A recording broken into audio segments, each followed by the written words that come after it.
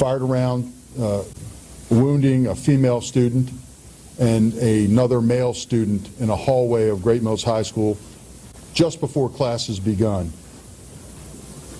The victims of the shooting were transported by EMS, and the one male student went to MedStar St. Mary's Hospital, is in stable condition.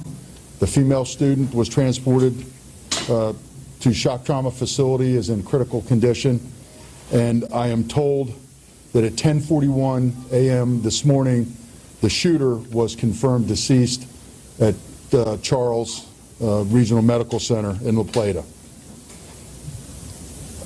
When the shooting took place, our school resource officer, who was stationed inside the school, was alerted to the event and the shots being fired. He pursued the shooter, engaged the shooter, during which that engagement he fired a round at the shooter. Simultaneously, the shooter fired a round as well. So in the hours to come, in the days to come, through detailed investigation, we will be able to determine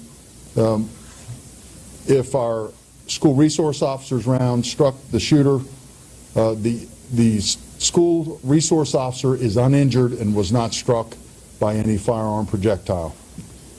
The SRO is with our detectives now, as are witnesses to the event. They are still at the high school in a secured area. The remainder of the students from Great Mills High School, as our protocol and process and training, we brought buses in and had them removed to the Forest Tech Center in Leonardtown for parent reunification. That is ongoing as we speak. I would like to thank my colleagues from the allied agencies that responded. It was a mass response this morning from Police, Fire, and Rescue. Charles County Sheriff's Office, thank you, Troy Berry. Major Morris, thank you.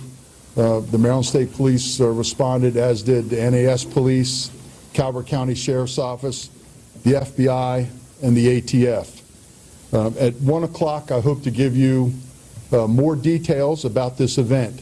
I know that you have a number of questions, and I'm alerted to a number of things that are out there on social media about the potential relationship between the shooter and any of the victims. At this time, we can't confirm any of that.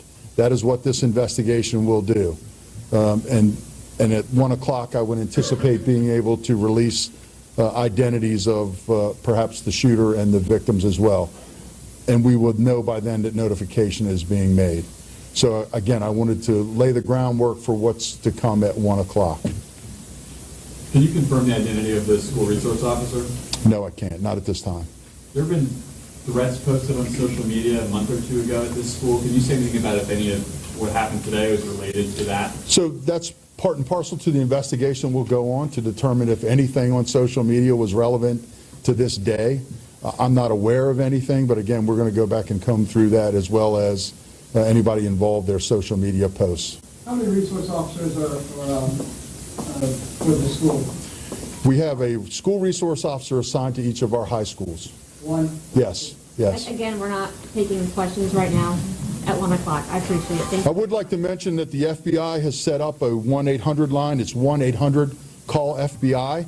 If you have additional information that you would like to share with us, we set that 800 line up. So please give us a call there. I'll see you all again at 1 o'clock. Thank you all very much. Sure. For what you know right now, can you just speak at all a little bit broadly about the response to this today, about the school resource officer's response and the police and EMS response in the immediate aftermath? Yeah, so as I said, it was a mass response. You know, this is what we train for, this is what we prepare for, and this is what we pray that we never have to do.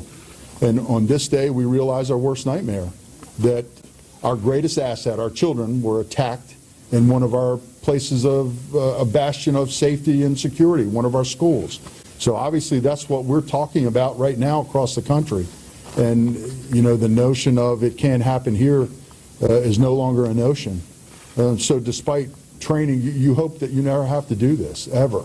And so now we're a very tight-knit community. And so now what I would ask our community to do would be pray for those victims and hope that we can return to some type of normalcy in our schools and in our community. When was your last formal active shooter training exercise?